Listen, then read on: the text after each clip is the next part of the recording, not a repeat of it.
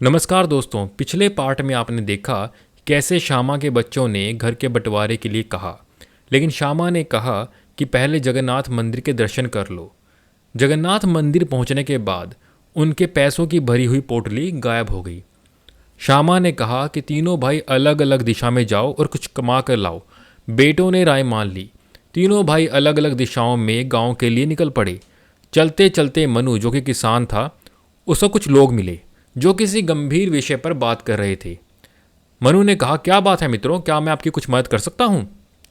लोगों ने कहा, जमीन के इस हिस्से में सदा ही पानी जमा रहता है और हम इसमें कुछ भी उगा नहीं पाते, फिर भी हमें राजा को इसका लगान देना पड़ता है। मनु कुछ देर सोचकर बोला, अगर मैं आपको यहाँ धान उगाने की तरकीब बताऊँ, क्या मुझे इनाम मिलेगा? गांव वालों ने खुशी से कहा, चांदी की 100 मुद्राएं। मनु तो बहुत निपुण किसान था। बोला, गोबर और मिट्टी को मिलाकर उसे गोले बना लो, उन्हें गीला और नरम रखो, फिर हर गोले में बीज डाल दो, उन्हें सूखने दो। गांव वाले बहुत ध्यान से मनु की बात सुन रहे थे। उन्होंने पूछा, फिर? उन गोलों को ज़मीन में डाल दो, गोले ज़मीन में धंस जाएंगे और बीज भी फूट जाएंगे। गांव वालों ने उसे धन्यवाद दिया और खुशी से 100 मुद्राएं दी, जिसे लेकर मनु मंदिर लौट आया। इधर चलते चलते गोपाल ने भी पेड़ के नीचे बैठे एक व्यक्ति को देखा जो काफ़ी दुखी लग रहा था। वैसे तो वह बहुत संपन्न दिखता था, पर किसी वजह से परेशान था। गोपाल ने पूछा, क्या बात है मित्र, तुम बहुत उदास दिखते हो, क्या मैं तुम्हारे किसी काम आ सकता हूँ? आदमी ने ठंडी सांस भरकर बोला, हम 4 भाई हैं। वह कहने लगा, मृत्यु से पहले हमारे पिता ने अपनी सारी संपत्ति हम चारों में बांट दी थी, लेकिन एक काली बिल्ली थी जिसे बांटना बहुत मुश्किल था। हमने फैसला किया कि बिल्ली हम सबकी साझी होगी, लेकिन चारों भाई उसकी एक एक टांग के मालिक होंगे। गोपाल बोला, बहुत अच्छा। तो व्यक्ति बोला, एक दिन बिल्ली छत से नीचे गिर गई और उसकी वही टांग टूट गई जो मेरे हिस्से में आई थी। मैंने उसकी जख्मी टांग पर तेल में भीगी हुई पट्टी बांध दी। मेरी बिल्ली को आंच अच्छी लगती थी, सो वह चूल्हे के पास जाकर सो गई। एक चिंगारी उस तेल से सने कपड़े पर पड़ी और उसने आग पकड़ ली। वह बोलते बोलते रुक गया और गोपाल की तरफ देखने लगा। गोपाल ने कहा, फिर क्या हुआ? वहाँ से आग आसपास के कई घरों में फैल गई और सब जलकर राख हो गया। पड़ोसियों ने सारा दोष मेरे सर मढ़ दिया और मामला पंचायत चला गया। फिर पंचायत में क्या हुआ? पंचों ने कहा कि जिस टांग की वजह से आग लगी है वह मेरे हिस्से की थी, इसलिए पूरा नुकसान मुझे ही पूरा करना होगा, पर मेरे पास सबको देने लायक पैसे नहीं हैं। गोपाल वकील था, गहरी सोच में पड़ गया।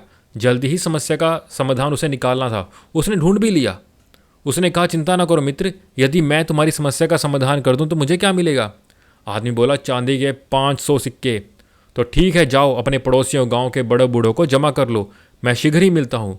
जब गोपाल गांव पहुंचा तो वट वृक्ष के नीचे अच्छी खासी भीड़ जमा थी। सबकी बात सुनने के बाद गोपाल बोला, क्या यह सच है कि सारा नुकसान बिल्ली ने किया है, और यह भी कि इसका कारण उसकी जख्मी टांग पर बंधी हुई पट्टी है? गांव वाले ने बोला, हाँ हाँ। क्या आप मानते हैं कि बिल्ली के भागने की वजह से ही आग लगी है और घर जल गया?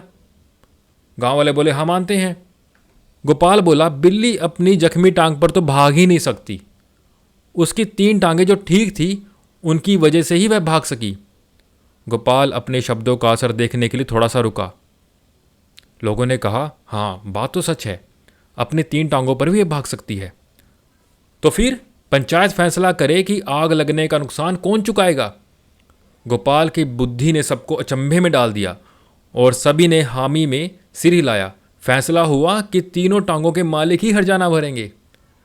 तो जख्मी टांग वाला मालिक बहुत खुश हुआ। वादे के मुताबिक उसने गोपाल को चांदी की 500 मुद्राएं दे दी।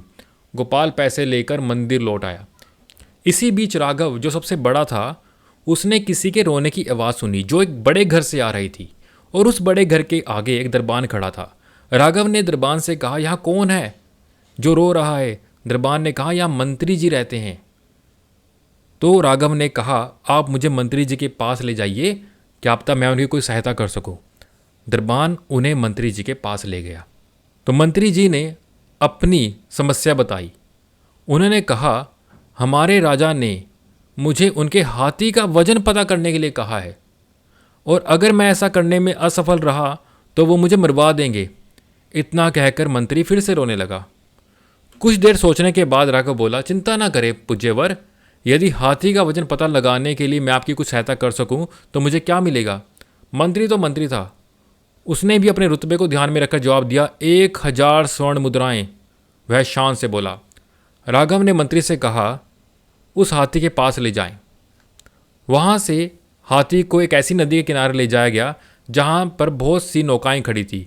राघव ने कहा, कृपया महावत से कहिए कि हाथी को नाव में खड़ा करे। ऐसा करते ही नौका पानी में धंसने लगी और धंसना रुक गया। अब जहाँ तक नौका धंसी है कृपया वहाँ पे निशान लगा दीजिए।